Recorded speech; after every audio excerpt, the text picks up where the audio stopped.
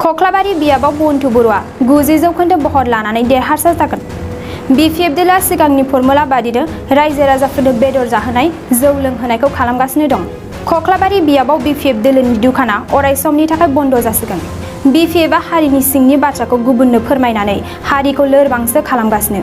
बे बाथ्राखौ बुंदों BTRनि गाहाय मावफुं सोद्रोमा प्रमद बर' बिथाङा।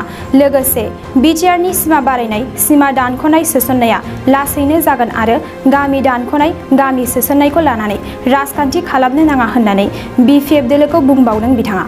बियाबाव बेबायदि थासारि होननाय जेबो गैया। UPPLनि बिजाथि लोगोसे BJP आरो GSPनि मददजों गसंनाय मन्टु बर' बिथाङा प्राय 90% भट लानानै देरहागासिनो दङ। बेवहाय खुनु बेबायदि थासारि गैया।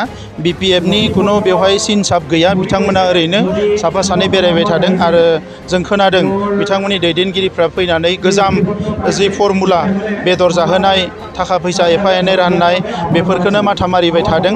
गावसोरनि दोलोनि साफा सानै जि मानसिफोर दंबावो नाथाय बिसोरनि दोलोनि गोबाङानो UPPLआव जइन जागासिनो दङ। मैयाबो जादों, दाख्लैबो जादों, दिनैबो जादों।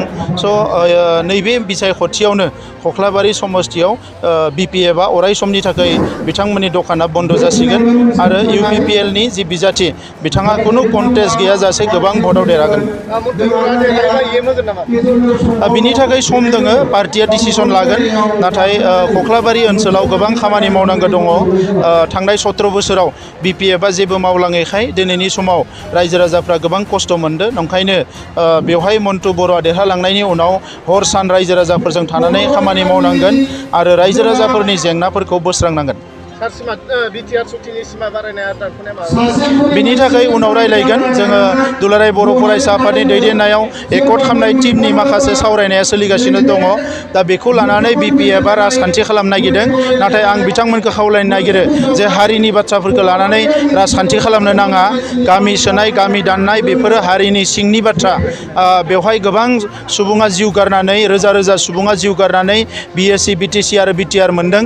नाथाय BPFनि दैदेनगिरि हाग्रामा महिलारिखौ लाफानानै बिथांमोननि गाहाय थाखोनि दैदेनगिरिफ्राबो हारिनि सिंनि बाथ्राफोरखौ मालायनो फोरमायनानै हारिखौ लोरबां खालामनाय राजनितियाव बिथांमोना नांथाबनानै दङ।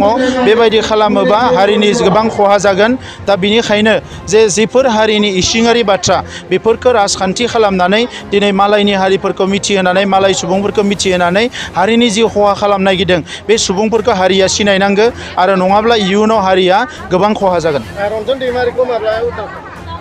रन्जन दैमारि बिथाङा जेसेबां हायो थाबैनो जेलनिफ्राय ओंखारनांगौ बेखौ जों बयबो हास्थायो आरो बिनि थाखाय जोंनि लेभेलनिफ्राय जेसेबां नाजानांगौ जोङो जेरै रोखोमनि हाबा मावनांगौ जों मावगासिनो दङ। आं फोथायो बिथाङाबो थाबैनो ओंखारनो हागोन। नोंथाङा सरखारि साख्रि नागिरदोंना? नोंथांनि थाखाय मोनसे गोजोनथाव खौरां।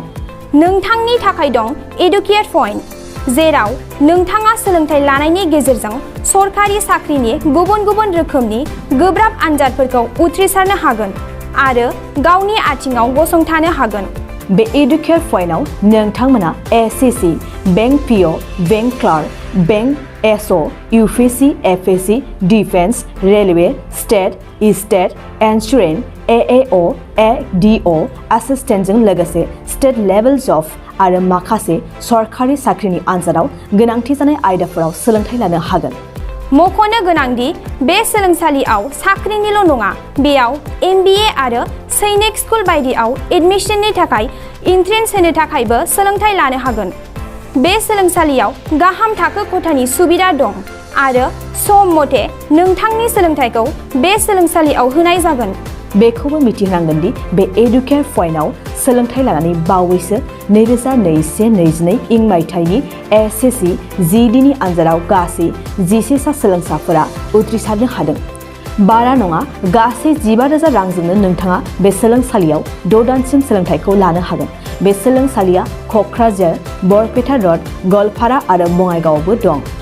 क'क्राझाराव सोलोंथाइ लानो गोसो गुदुं जानाय सुबुंफोरा 700-226-133 9101-536360 700-226-133 9101536360